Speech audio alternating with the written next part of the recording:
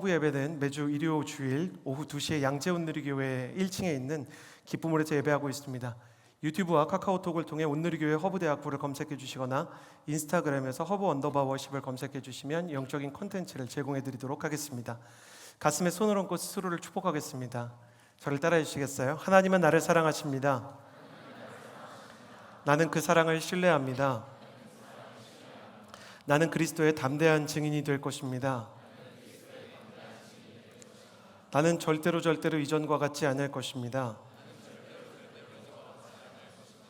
아멘.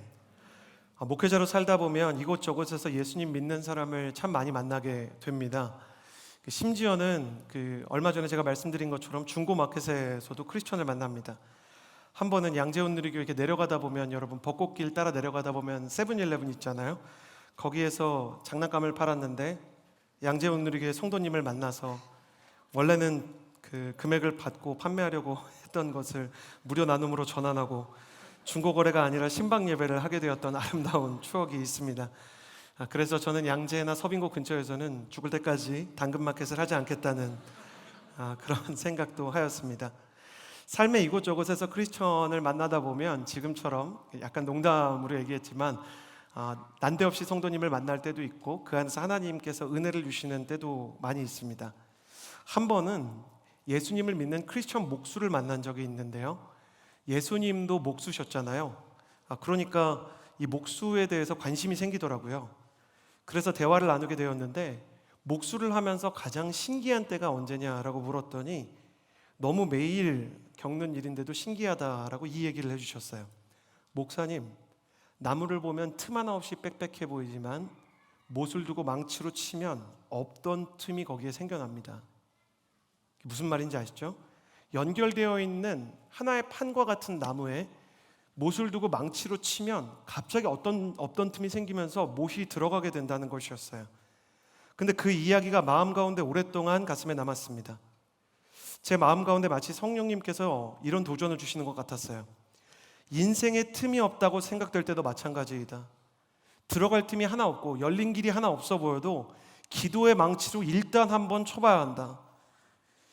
그러므로 사랑하는 여러분께 이렇게 축복하고 싶습니다. 사랑하는 청년 여러분, 아직 기도도 해보지 않았는데, 하나님께 전부를 걸어보지 않았는데 내 인생에 들어갈 자리가 없다, 틈이 없다, 활로가 없다 라고 말하지 않게 되기를 주님의 이름으로 축복합니다. 기도의 망치로 쳐보기 전에는, 기도의 못을 대보기 전에는 내 인생의 이 절망의 벽에 틈이 하나 없이 빽빽해 보일 수 있습니다. 그래도 쳐보십시오. 모세가 하나님의 명령에 따라 기도의 망치로 홍해를 치자 바다 사이에 길이 났습니다. 왜 기도하지도 않았으면서, 왜 기도의 망치를 들어 쳐보지도 않았으면서 나의 인생의 오늘을 함부로 진단하고 내일의 전망을 함부로 단언하십니까? 상황이 어려워도 기도의 망치를 들어야 합니다. 틈이 없어 보여도 기도의 못을 대보아야 합니다.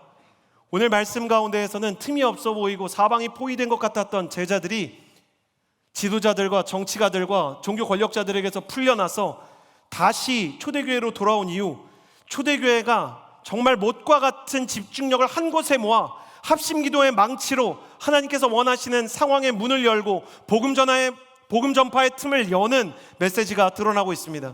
마치 기도의 교과서와 같고 그들이 기도했던 것을 따라갈 수 있는 하나님의 노하우가 기록되어 있는 장면인데요, 이 말씀을 통해 이렇게 기도하라 하는 성경의 가르침을 함께 나누기를 원합니다. 가슴에 손을 얹고 저를 따라해 주시겠어요? 이렇게 기도하라. 그들이 어떻게 합심해서 한 마음으로 기도하고 하나님의 보좌를 움직여 땅을 진동시켰는지 말씀을 통해 만나보기를 원합니다. 23절과 24절의 말씀, 23절과 24절 같이 한번 읽어보도록 하겠습니다. 시작. 베드로와 요한도 풀려나자마자 자기 동료들에게 돌아가 대제사장들과 장로들이 한 말을 모두 전해 주었습니다. 그들은 이 말을 듣고 함께 소리 높여 하나님께 기도했습니다. 주여, 주께서는 하늘과 땅과 바다와 그 안에 있는 모든 것을 지으신 분이십니다. 성경이 보여주는 합심기도의 원리, 사도들이 보여주는 이 기도의 노하우, 이렇게 기도하라. 첫 번째, 가슴에 손을 얹고 저를 따라해 주시겠어요? 부르짖어 기도해야 합니다. 24절에서 위기를 만난 사도들과 초대교회 성도들은 함께 기도하면서 소리를 높여서 기도했다라고 기록하고 있습니다.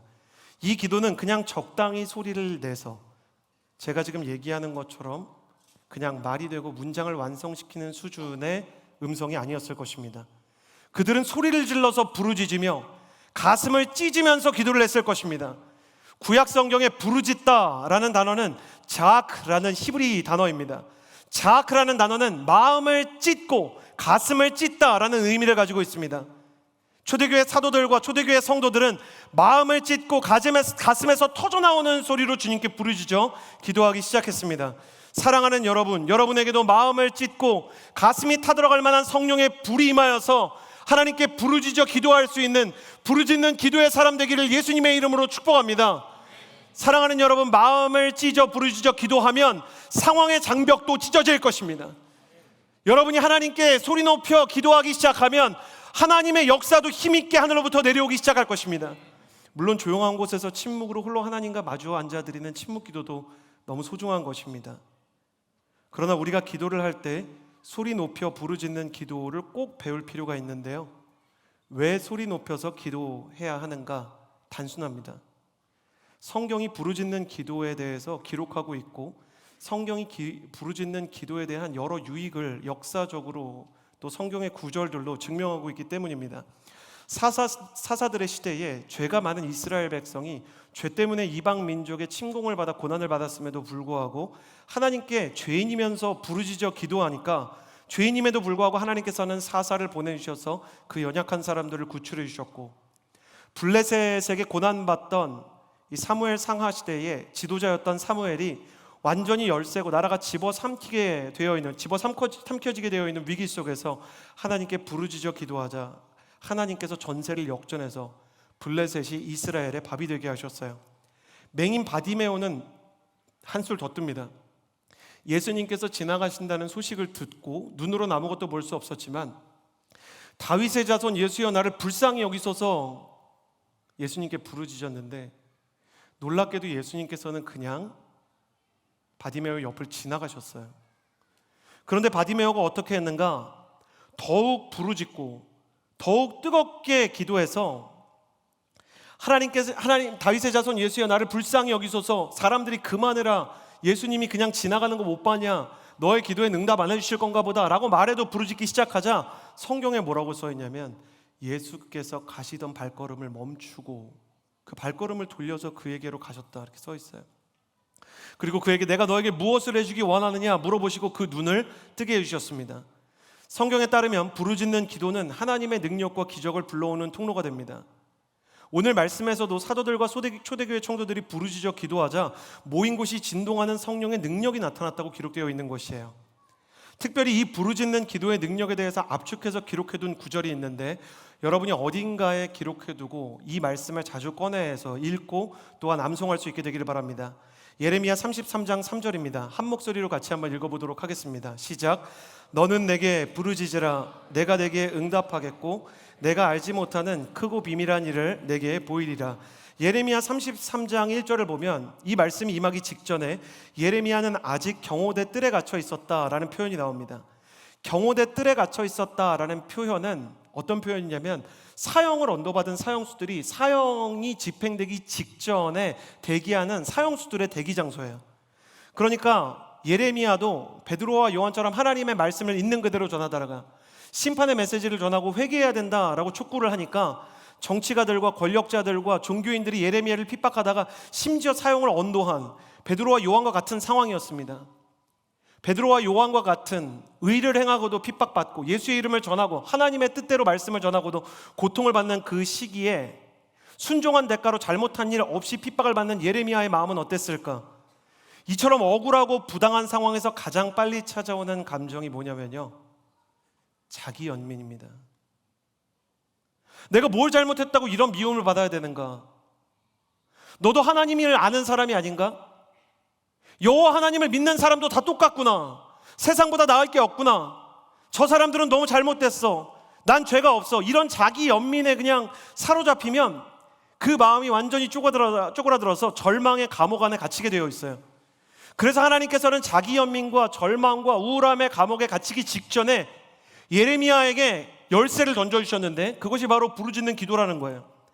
예레미야가 아직 경호대 뜰에 갇혀 있을 때 여호와께서 그에게 찾아와 말씀하시되 너는 내게 부르짖으라 라고 말씀하시고 그 안에 놀라운 능력을 주셨어요. 3가지 능력이 있었는데요. 첫 번째, 내가 내게 응답하겠고, 하나님께서는 부르짖어 기도하는 사람을 찾아오신다고 기록하고 있습니다.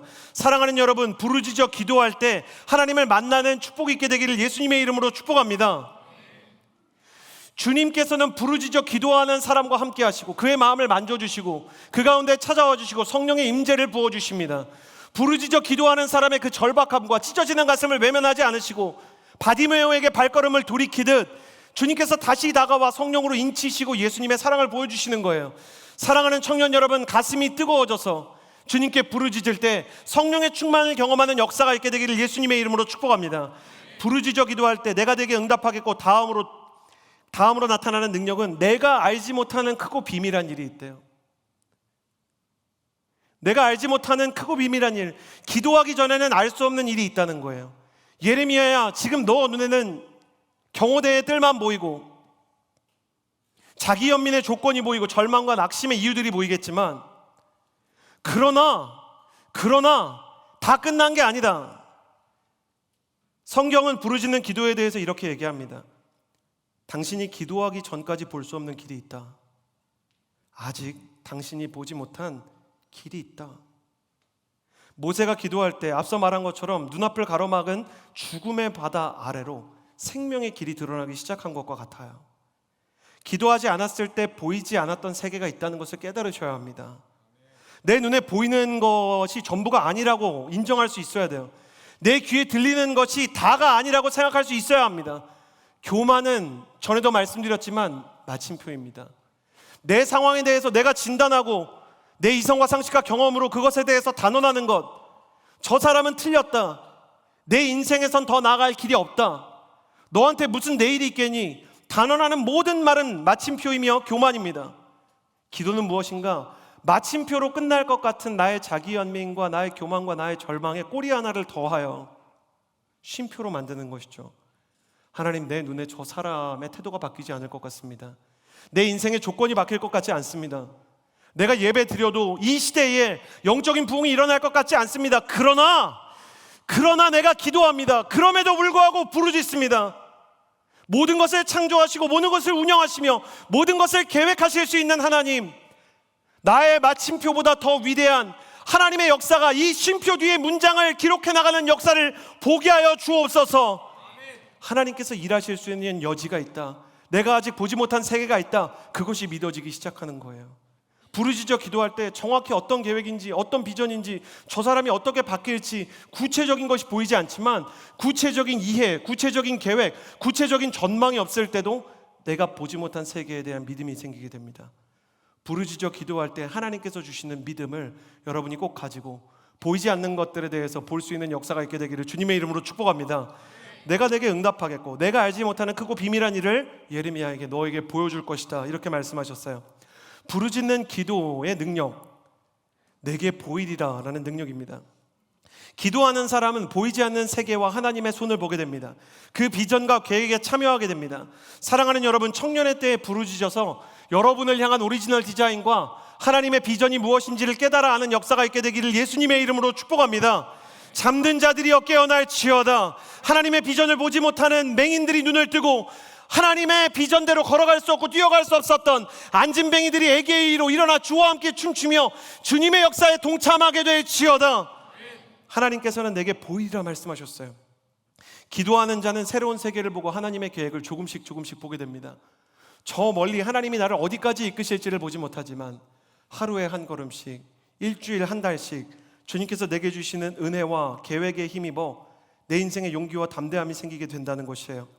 제자들도 기도할 때 자신들이 나아가야 될 길이 복음을 더욱 힘써 전하는 길이라는 것을 기도하며 알게 되었습니다. 청년의 때 여러분이 하나님의 꿈과 비전에 대해서는 남김없이 아낌없이 모든 눈물과 피와 모든 시간을 다해 주님 앞에 기도할 수 있는 집중된 기도의 사람이 될 수 있게 되기를 예수님의 이름으로 축복합니다. 이 부르짖는 기도를 통해 여러분의 인생의 절망의 벽에 못을 대고 기도의 망치로 쳐 그 벽을 허무는 하나님의 사람들이 될 줄을 믿습니다. 할렐루야. 두 번째 기도의 원리 25절에서 28절입니다. 25절에서 28절 한 목소리로 함께 읽겠습니다. 시작. 주께서는 주의 종 우리 조상 다윗의 입을 통해 성령으로 말씀하셨습니다. 어째서 민족들이 분노하며 사람들이 헛된 음모를 꾸미는가? 세상의 왕들이 일어나고 통치자들이 함께 모여 주와 그분의 그리스도를 대항하고 있구나. 그런데 정말 헤롯 안티파스와 본디오 빌라도가 주께서 기름 부으신 거룩한 종 예수를 반대하며 음모를 꾸미려고 이방 사람들과 이스라엘 백성들을 이 성에서 만났던 것입니다. 주의 능력과 뜻에 의해 미리 정하신 이룬 것뿐입니다. 제자들이 보여주는 첫 번째 기도의 원리는요, 부르짖어 기도해야 한다였고요. 두 번째, 저를 따라해 주시겠어요? 약속의 말씀을 붙잡고 기도해야 합니다. 약속의 말씀을 붙잡고 기도해야 합니다. 여러분, 약속의 말씀을 붙잡고 기도하십시오. 약속의 말씀이란 무엇인가? 성경에 기록되어 있는 성경 말씀이 어느 특정한 순간에 특정한 계기를 통해 나를 향한 하나님의 음성으로 들리는 때가 있습니다. 믿음의 선배들은 성경에 기록된 말씀이 나를 향한 하나님의 음성으로 들리는 이 때를 약속의 말씀이라고 부르곤 했습니다. 인생을 살아갈 때 성경에 기록되었던 그 말씀이 너무나 중요한 하나님의 분별력의 기준으로 확 떠오르는 것이죠. 약속의 말씀에 대해 알고 있는 것과 모르고 있는 것은 큰 차이가 있습니다. 특별히 인생의 결정적인 순간이 찾아오면 약속의 말씀이 그 순간 떠올라 위력을 드러냅니다. 사랑하는 청년 여러분, 저는 여러분이 기록된 말씀 속에서 약속의 말씀을 발견하는 그때를 만나게 되기를 예수님의 이름으로 축복합니다. 인생의 결정적인 순간에, 그것이 위기의 순간이든 결정적 기회의 순간이든 결정적 만남의 순간이든 말씀을 통해 분별하고 말씀을 통해 하나님의 음성을 듣고 말씀을 통해 하나님께서 기뻐하시는 길을 걷게 되기를 예수님의 이름으로 축복합니다. 약속의 말씀이 가진 능력은 무엇이냐면 첫 번째는 나의 오늘을 읽어준다는 것이에요. 지금 베드로와 요한 초대교회 성도들이 함께 기도하면서 약속의 말씀을 경험하고 있어요. 그들이 이 위기 앞에서 사람들의 핍박과 권력자들의 횡포와 협박 때문에 두려움 속에 기도하는 중에 그들의 마음에 공통적으로 시편 2편이 떠올랐어요. 시편 2편 1절과 2절에는 어째서 민족들이 분노하며 사람들이 헛된 음모를 꾸미는가? 세상의 왕들이 일어나고 통치자들과 함께 모여 주와 그분의 시편에는 기름 부은 자, 이 그리스도라는 것이 기름 부은 자와 같은 뜻이거든요. 그리스도를 대항하고 있구나. 그들은 이 말씀을 보면서 세상의 왕들 본디오 빌라도와 헤롯을 비롯해서 권력자들이 우리에게 고난을 주고 그리스도를 박해하는 것이 이미 다윗을 통해 시편에 기록되어 있는 일이구나. 이것은 우발적이거나 하나님의 예상 밖에서 일어난 아웃라이어와 같은 일이 아니구나. 지금 이 고난조차 모두 하나님의 예상 범위 안, 하나님의 통제의 손안에 있다는 안정감을 가지게 된 거예요. 사도들은 신앙생활을 하면서 고난당하는 것 자체를 이상하게 생각하지 않았습니다. 왜냐하면 그들은 하나님에 대해서 예수 그리스도를 보면서 이것을 배웠거든요. 여러분 기억해 주시겠어요? 하나님께서는 하나님의 사람들이 어려움을 피하도록 인도하실 때도 있지만 하나님의 사람들이 어려움에 대비하도록 훈련시키시는 때도 있어요. 하나님은 모든 고난을 비껴나가는 온실 속의 화초로 사람을 기르는 것이 아니라 태풍에도 흔들리지 않는 거목으로 하나님의 사람 한 사람 한 사람을 세우기를 원하십니다. 사람의 말에 일희일비하지 않고 사람의 핍박에 낙심하거나 두려워하지 않으며 세상의 비교의식 앞에서 스스로를 깎아내려 오리지널 디자인을 훼손하지 않고 하나님이 주시는 용기와 말씀 안에서 자신의 자존감, 오리지널 디자인을 찾고 나아갈 바를 아는 사람, 그것이 하나님께서 주시는 이 고난에 대비된 사람인 것이에요. 그들은 약속의 말씀을 읽으면서 사도들과 초대교회 성도들이 내가 지금 겪고 있는 일이 무엇인지를 깨닫게 되었습니다. 이처럼 약속의 말씀은 지금 내가 겪고 있는 이 일의 본질이 영적으로 어떤 것인지를 진단해주고 나의 오늘 하나님께서 이 통제 안에서 가지고 계신 계획들에 대해 읽어주기 시작합니다. 그러므로 사랑하는 청년 여러분, 여러분의 오늘이 이해할 수 없는 상황 속에 빠지고 공감할 수 없는 사람들 속에서 고통받으며 내 인생의 내일이 안개로 가득 찬 것처럼 희미해 보일 때 말씀을 읽으십시오. 그러면 그 말씀이 당신의 오늘을 읽어줄 것입니다. 여러분이 말씀을 지키면 그 말씀이 당신의 인생을 지켜줄 것이에요. 사랑하는 청년 여러분, 말씀을 통해 하나님께서 너의 오늘 겪고 있는 이 고난은 이 영광을 위해 가는 길의 시작이다라고 말씀해 주시는 축복을 얻게 되기를 예수님의 이름으로 축복합니다. 약속의 말씀은 나의 오늘을 읽어줄 뿐만 아니라 두 번째로 내가 갈 길을 보여줍니다. 시편 119편 9절에서 10절을 보면 이렇게 기록되어 있습니다. 함께 읽어볼까요? 시편 119편 9절에서 10절 함께 읽겠습니다. 시작. 청년이 어떻게 그 길을 깨끗하게 지킬 수 있겠습니까? 주의 말씀을 따라 주의하는 것입니다. 내가 내 온 마음을 따라 주를 찾았으니 내가 주의 계명에서 벗어나 방황하는 일이 없게 하소서. 약속의 말씀은 나의 오늘을 읽어줄 뿐만 아니라 나의 내일, 내가 나아가야 할 길을 보여주는 인생의 나침반과 같습니다. 내가 방황하지 않도록 주님의 말씀이 나를 인도해 주는 것이죠. 사도들은 약속의 말씀을 보고요, 이 고난에도 불구하고 하나님이 하나님의 사람을 찾으신다, 하나님이 하나님의 사람을 복주신다라는 약속으로 시편 2편이 끝나거든요. 시편 2편의 초반부를 인용하다가 하나님의 편에 선 사람들을 복주시고 인도하시는 하나님에 대해 그들이 확신을 얻고 더욱 열심히 복음을 전해야 한다는 결론에 이르게 되었습니다. 약속의 말씀이 초대교회의 내비게이션이 된 것입니다. 그러므로 사랑하는 청년 여러분, 약속의 말씀을 붙잡고 기도하는 사람 되기를 예수님의 이름으로 축복합니다. 그런데 어떻게 하면 결정적인 순간, 결정적인 선택의 기로에서, 결정적인 위기 앞에서, 결정적인 만남의 기회 앞에서 이 약속의 말씀이 떠오를 수 있을까? 어떻게 하면 내 인생의 가장 결정적인 순간에, 여러분 궁금하지 않으세요? 인생의 가장 결정적인 갈림길에서 어떻게 하면 하나님의 약속의 말씀이 드러날 수 있을까? 너무 단순한 이야기인데요, 결정적인 순간이 찾아오기 전에 미리 하나님의 말씀을 마음 안에 담아놓는 것이 중요합니다. 어제 저희 두 아이, 아들과 딸이 강동원 누리교회 겨울 성경학교를 다녀왔습니다. 다녀와서 제 아내가 엄마로서 아들과 딸에게 물었어요. 연준이 언니 뭐 들었어?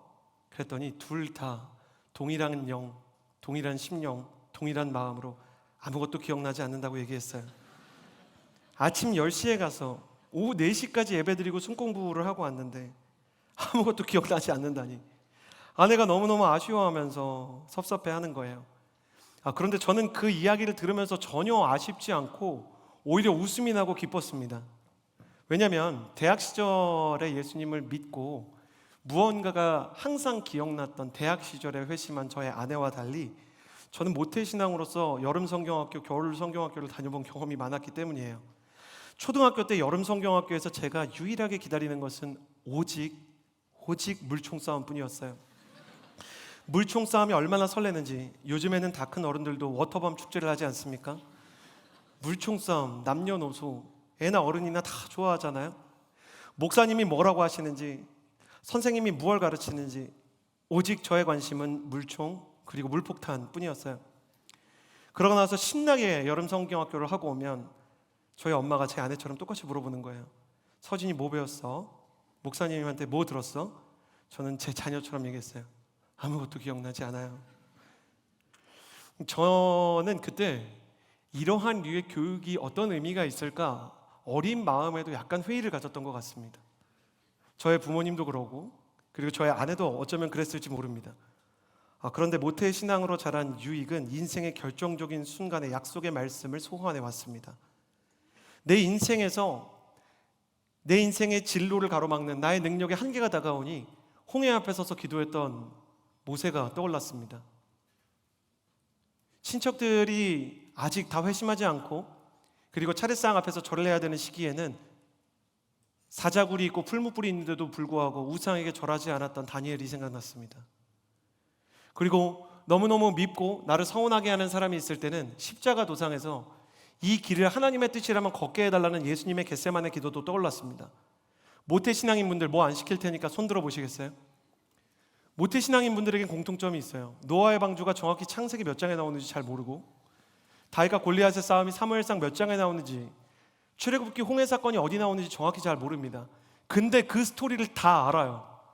그래서 약속의 말씀이 어느 순간에 내 내면을 뚫고 올라와서 기도할 때 나를 향한 하나님의 말씀으로 선포되기 시작하는 것입니다. 저는 그 결정적인 순간마다 떠올랐던 어린 시절에 배웠던 말씀들 속에서 그제서야 나의 사랑하는 책이라는 찬양을 이해했어요.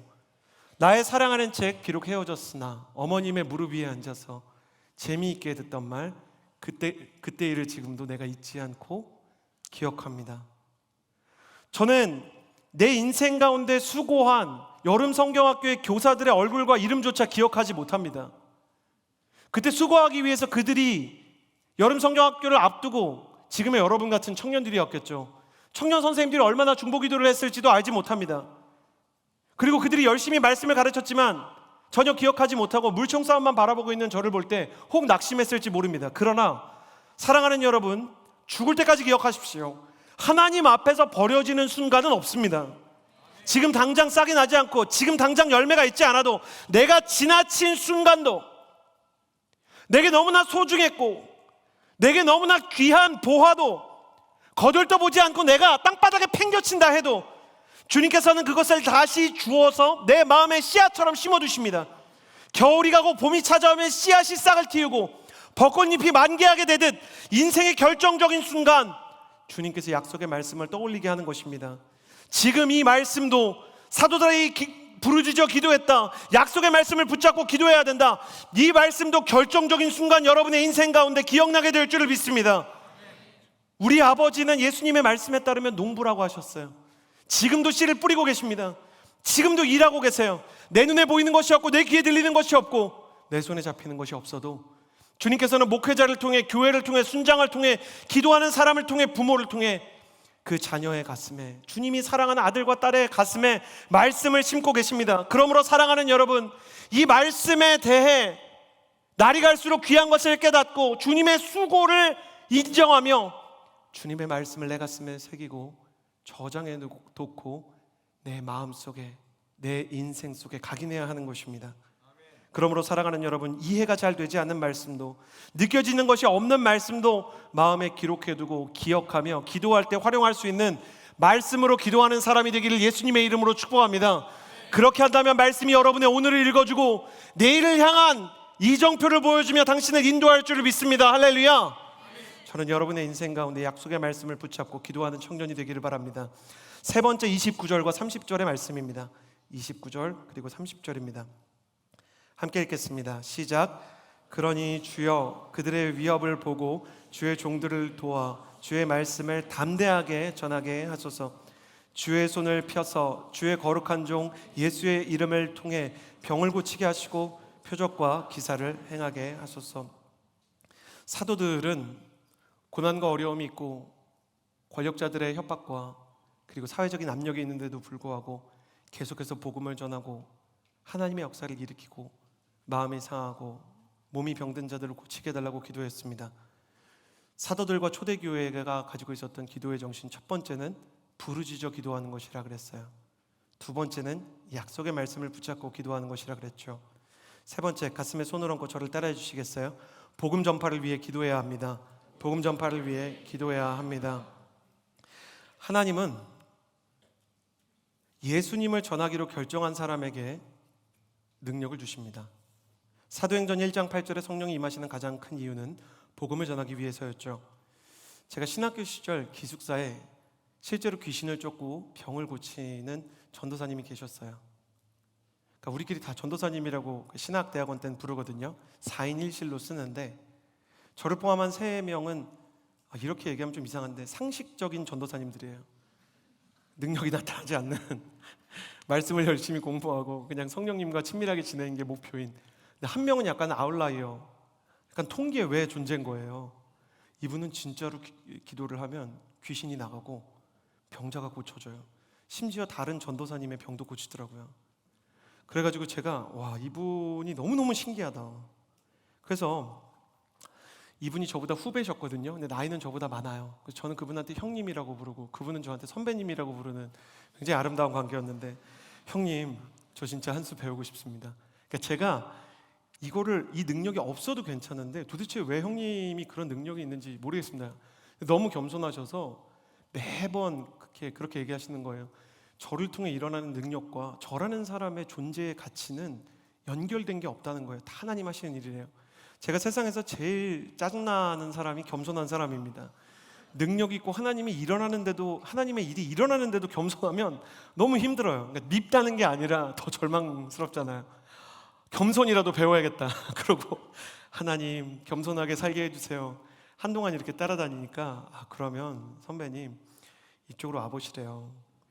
그러더니 자기랑 하루만 같이 좀 다녀보재요. 근데 이분이 지하철에서 막 전도를 하고, 이분이 사람들한테 예수님을 전하는데 뺨도 맞고 모욕도 당하고요. 막 진짜 온갖 수모를 다 겪는 거예요. 그래도 괜찮습니다. 저를 욕하셔도 됩니다. 예수님에 대해서 한 번만 들어주세요. 전도에 거의 성공을 못하는데도 계속 하는 거예요. 그래서 제가 이거 저를 보여주시려고 하는 겁니까? 아니면 원래 이렇게 합니까? 물어봤더니 이분은 역시 짜증나는 분이었어요. 원래 이렇게 산대요. 겸손한데 성실하기까지 해. 그래서 제가 너무 힘들다 이렇게 생각하는데 이분이 너무너무 도전이 되는 얘기를 해주시는 거예요. 선배님, 복음을 전할 때 복음 전하는 사람을 위해 성령의 능력이 나타나게 되어 있습니다.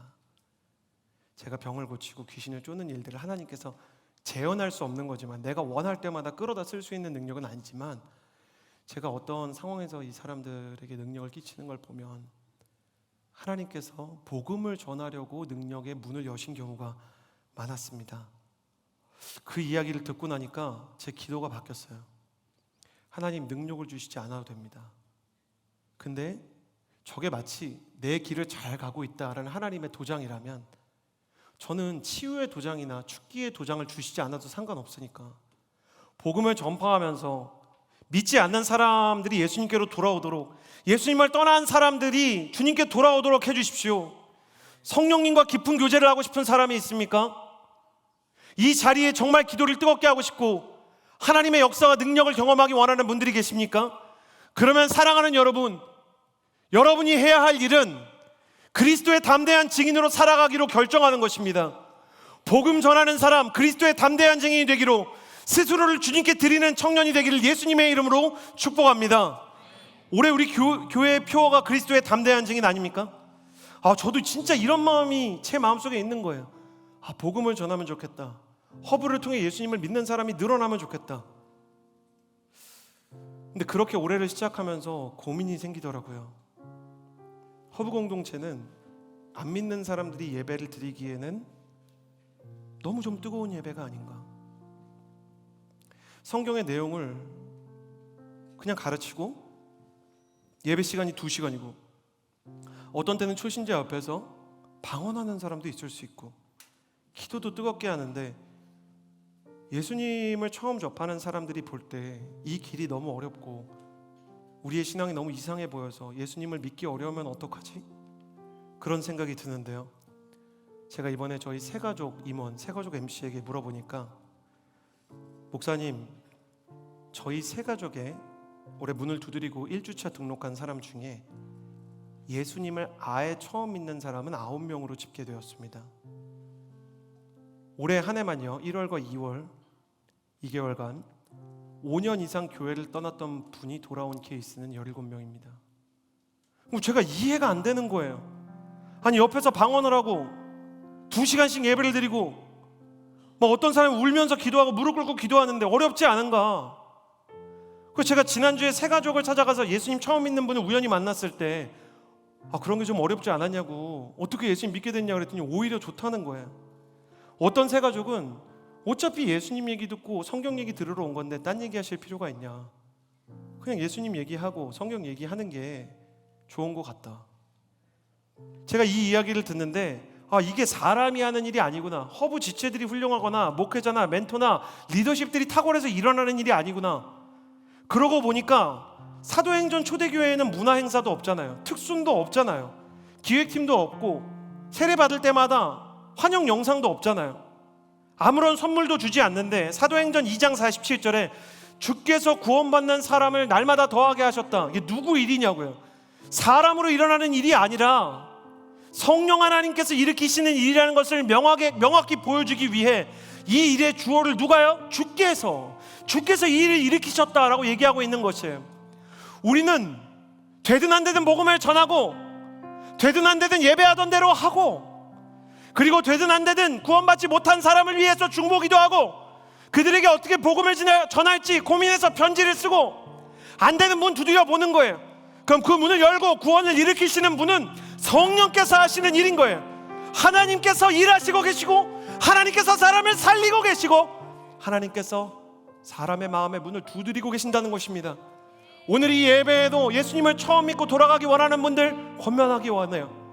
당신의 진짜 아버지이신 하나님께서 당신을 기다리고 계십니다.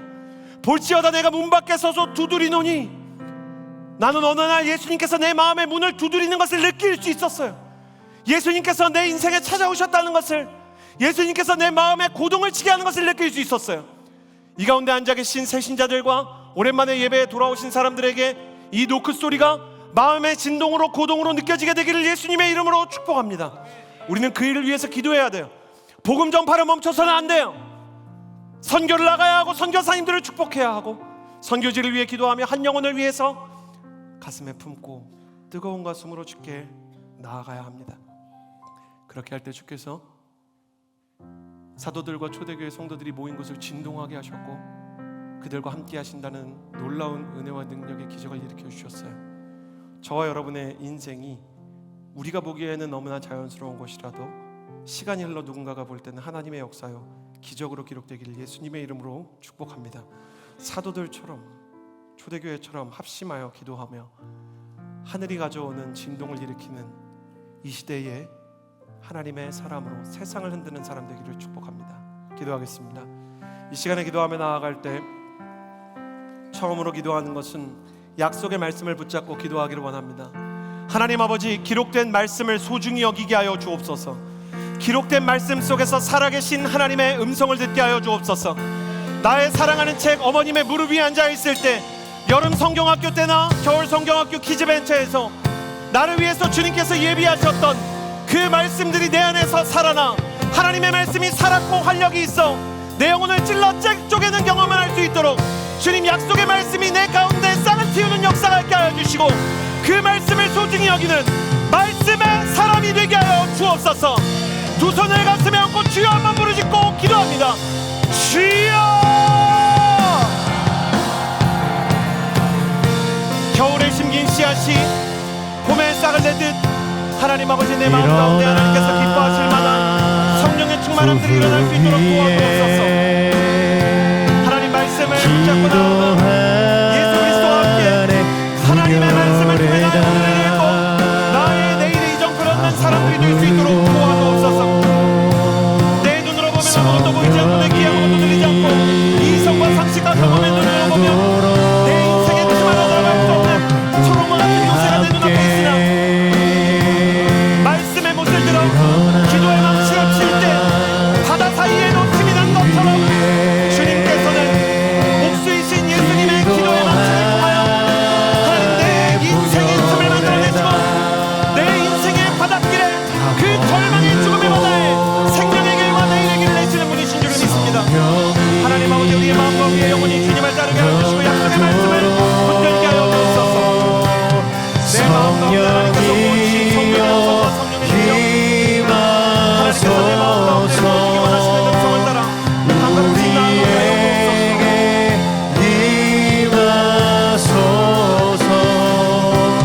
주를 떠난 우리에게 선하신 하나님 아버지 오셔서 만져주시고 새롭게 하여 주시고 내 인생의 틈을 만드는 거룩하신 하나님의 기름 부으시고 거룩한 하나님의 성령의 역사를 경험하게 하여 주옵소서. 새신자들이 살아나게 하시고 구원의 감격을 잃었던 사람들이 돌아와 세례를 받고 입교를 받으며 주님께 쓰임받는 역사가 있게 하여 주옵소서. 주님 앞에 쓰임받으며 주와 함께 나아가 하나님 기뻐하시는 성령의 충만함을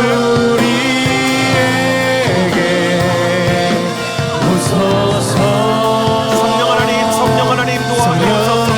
성령 하나님 도와주옵소서. 성령 하나님, 성령 하나님, 성령님, 우리 한 사람 한 사람에게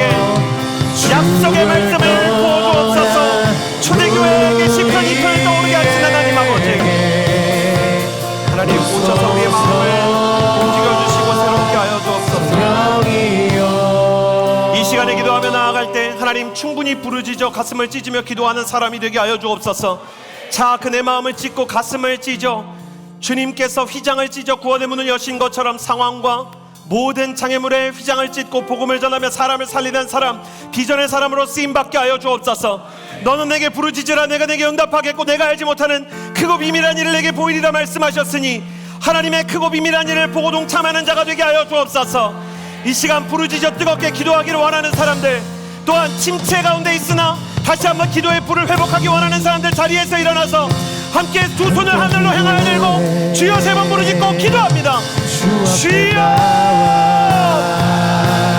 주여, 주여.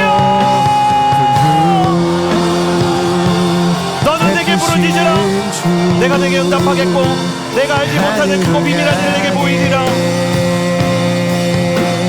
신실하신 하나님 아버지 부르짖게 하여 주옵소서. 주여,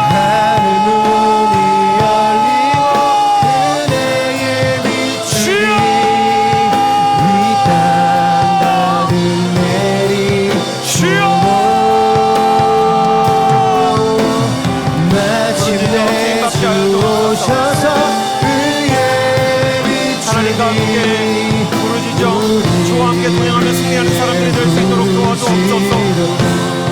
하나님, 내 눈에 보이지 않던 크고 비밀한 일이 보이게 하여 주옵소서. 내가 알지 못했던 하나님의 역사에 동참하게 하여 주옵소서. 하나님, 부르짖어 기도하게 하여 주시고 성령의 은사가 임하게 하여 주옵소서. 내 모든 것을 다해, 내 모든 것을 다해, 나의 모든 것을 다해 기도하게 하여 주옵소서. 이스라엘아 들으라, 우리 하나님 여호와는 오직 유일한 여호와이시니 너는 마음을 다하고 힘을 다하고 뜻을 다하여 내 하나님 여호와를 사랑하라고 말씀하셨습니다. 하나님의 말씀에 따라 기도하게 하여 주옵소서. 하나님의 말씀에 따라 기도하게 하여 주옵소서. 하나님, 우리를 붙들어 주시옵소서. 우리를 새롭게 하여 주옵소서. 하나님 아버지께서 기뻐하시는 일을 일어나게 하여 주시고 하나님께서 우리 한 사람 한 사람에게 부어주시는 은혜와 능력을 경험하게 하여 주옵소서. 성령 하나님,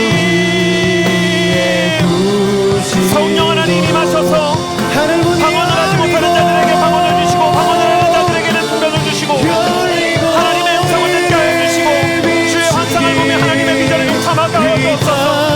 거룩한 종 예수의 이름으로 병자들이 일어나게 하여 주시고 거룩한 종 예수 그리스도의 이름으로 마음이 상하고 절망하고 우울과 낙심과 공허를 받은 사람들이 내게 이런 구원의 역사를 경험하게 하여 주옵소서. 성령의 역사가 일어나게 하여 주옵소서.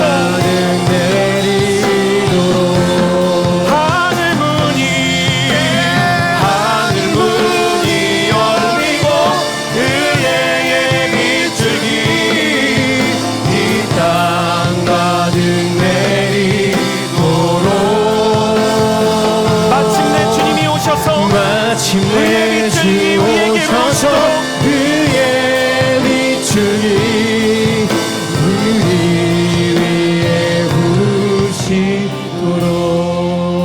마지막으로 우리 합심해서 한 마음으로 기도하며 나아갈 때 하나님 허브 공동체를 통해서 구원받는 자가 나날이 늘어나게 하여 주옵소서. 믿고 세례를 받는 자가 늘어나게 하여 주시고 주님을 떠났던 자들이 돌아오게 하여 주옵소서. 매주 천국에서 우리의 예배를 통하여 주님께서 잔치를 여는 역사가 있게 하여 주옵시고 주님이 눈물을 흘리시며 주님이 한 사람 한 사람을 품에 끌어안으시며 사랑하는 내 아들아 내가 너를 기다렸다, 사랑하는 내 딸아 내가 너를 버리지 아니하리라 말씀하시는 음성이 들리는 구원의 역사가 있게 하여 주옵소서. 영혼이 살아나게 하시고 인생이 변화되게 하시고 상처가 치유되게 하여 주시며 복음이 전파되고 한 영혼이 주께로 돌아오는 예배가 될 수 있도록 여러분의 가슴에 새겨져 있는 한 사람의 이름을 부르짖으며 또한 여러분이 정말 사랑하는 허브 공동체를 위하여 기도하며 나아갈 때 주여 한번 부르짖고 기도합니다. 주여, 하나님 아버지, 주께서 구원받는 사람을 날마다 노하게 하신다고 말씀하셨습니다. 하나님 한 사람 한 사람이 살아나게 하여 주옵소서. 합심하여 기도할 때 진동이 일어나게 하여 주옵소서. 믿음으로 내가 믿지 않는 성도의 마음에도 진동이 일어나게 하여 주시고 하나님 서울과 우리가 살아가는 이 나라 이 민족에도 주의 진동이 일어나게 하여 주옵소서. 하나님 우리가 복음의 전파를 위해서 기도할 때 로자대에도 생명의 진동이 일어나게 하여 주옵소서. 한 사람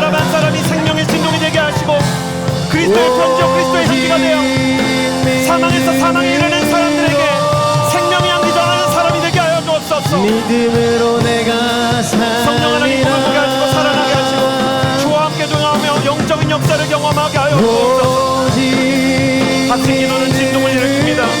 부르짖는 기도는 각 사람의 인생 가운데 새 힘을 불어옵니다. 주와 함께 걷게 하여 주옵소서. 오직 그 이름, 오직 그 이름. 성령님 도와주옵소서. 은혜 내려주옵소서. 믿음으로 말미암아 살리라. 오직 믿음으로 오직 주님의 약속을 믿음으로 주님의 계획을 믿음으로 특별히 예루살렘과 온 유대와 사마리아와 땅 끝까지 이르러 내 증인이 되리라 말씀하셨던 그 말씀을 따라가게 하여 주옵소서. 하나님 주님의 계획을 신뢰하게 하시고 주님과 함께 꿈꾸며 춤추며 승리하는 사람이 되게 하여 주옵소서. 믿음으로 살고 믿음으로 승리하게 하여 주옵소서. 믿음으로 말미암아 살리라. 하나님 내 마음 가운데 찾아오는 두려움과 모든 연약함을 예수 그리스도의 이름으로 승리하며 나아가는 사람이 될 수 있도록 믿음으로 말미암아 살리라. 세상에 박해가 있고 사람들의 압력이 있고 권력자들의 협박이 있음에도 불구하고 예수 그리스도의 이름을 전하기로 작정하며 땅을 진동시키고 하늘의 문을 열었던 사도들과 초대교회처럼 우리의 기도가 진동을 일으키고 한 마음으로 보이지 않는 절망의 그 벽에 기도의 망치로 틈을 내는 사람들로 쓰임받게 하여 주옵소서. 그렇게 사용하실 주님을 믿으며 이제는 우리 구주 예수 그리스도의 은혜와 하나님의 사랑과 성령의 교통하심이 합심 기도를 통해 땅을 흔들고 하늘의 문을 열기 원하며 모든 것이 가로막힌 상황 속에서 기도의 망치를 들어 틈을 내기 원하는 주의 모든 성도들과 선교사님, 환우들 위해 이제로부터 영원토록 함께하여 주시기를 간절히 축원하옵나이다. 아멘.